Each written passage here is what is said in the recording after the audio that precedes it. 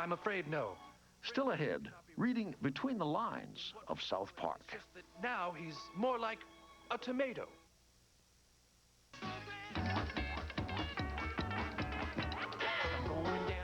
Still to come, South Park. I now pronounce you man and man. It's no walk in the park.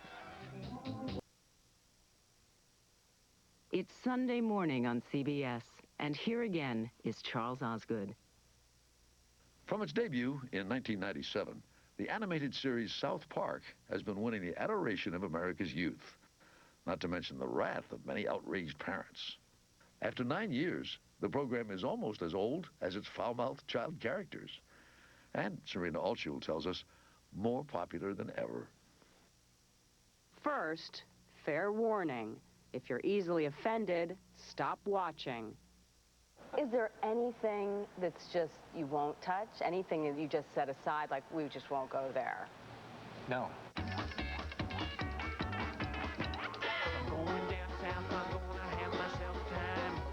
The four-letter words are still there. And they told us to go ourselves. So are the racial slurs. What do you want from me? I want your Jew gold. But it's the razor-sharp political satire that gives it a growing cult following among adults. Like the Catholic Church sex scandal. If things continue this way, we'll never be able to have sex with young boys again. Stem cell research. All right, Chris, the whole world is waiting. Why don't you show us what stem cell research has done for you? Amazing. Isn't that amazing, folks? And euthanasia. Will he ever recover? I'm afraid no. Their take on the Terry Schiavo case, broadcast less than 12 hours before she died. But his soul is still in here. Almost trapped in here, if you will. Kenny is the same as he ever was. It's just that now he's more like a tomato. That show won an Emmy. Our mantra and our operating kind of theory is that if you make fun of something, you have to make fun of everything. You have to make fun of everything. Matt Stone and Trey Parker are South Park's masterminds. As soon as something's off limits, then you've made that judgment call that puts some things out of bounds.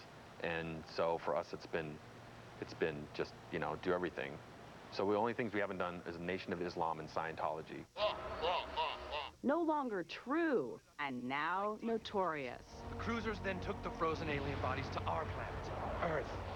In the Closet, broadcast in November, savaged Scientology. Elron? Elron! Tom Cruise, the religion's brightest star, landed the worst role of his career. What's going on? Tom Cruise won't come out of the closet. What? Just leave me alone.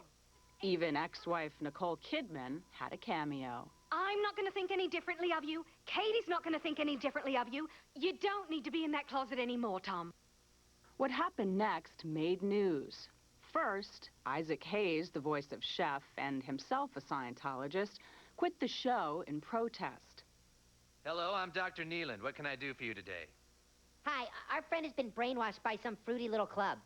South Park fired back with a new episode chiding Hayes. Yeah, he joined the Super Adventure Club, and they convinced him having sex with kids was okay with a little thing that goes...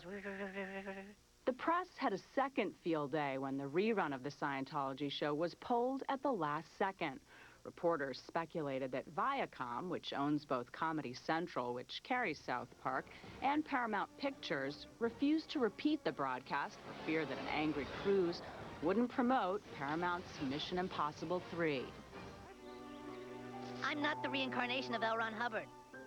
South Park had the last laugh. And Scientology is just a big, fat global scam. Last month, the episode was rebroadcast. The series received a prestigious Peabody Award. Everything is funny to us, you know what I mean? And it's just, people who have no sense of humor don't understand. They think that if you're making fun of something, if you're making a joke about something, it means you don't care about it. It means you don't think about it. It means, right. You know, and in fact, you have to think about it a lot in order to make fun of it. John, you gotta come out of class. Oh my God. During production, Parker and Stone create a new episode every week, from first idea to final cut. Then John Travolta coming now. John Travolta in the closet too. But I was going to say the stoners could be after them, meaning the stoners. It all starts around this table with a brainstorming meeting. The boy Mark says the boys should, like, steal it. Parker writes every single word of every line. What do you want to talk about? Let's talk about rocket ships. Then with Stone, they voice most of the characters.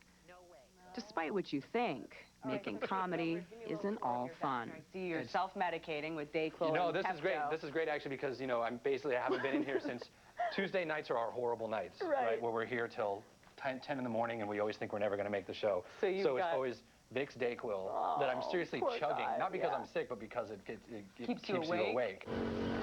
Very large beaver dam, Dad. And the pressure is now greater than ever.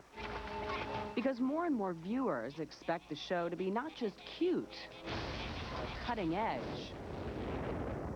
Oh, dude. We had our first show on the air in October this year, and everyone pretty much was like, what are you guys going to do about Hurricane Katrina? Oh, really? Yeah, we had to do, we felt for the first time we had to do a Hurricane Katrina show, and it was kind of a bummer.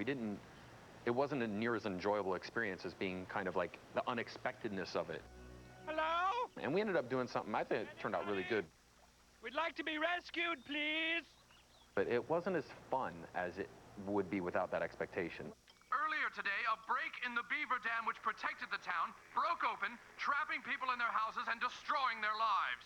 The Katrina show goes after several targets, including TV reporters. We're not sure what exactly is going on inside the town of Beaverton, Tom, but we're reporting that there's looting, raping, and yes, even acts of cannibalism.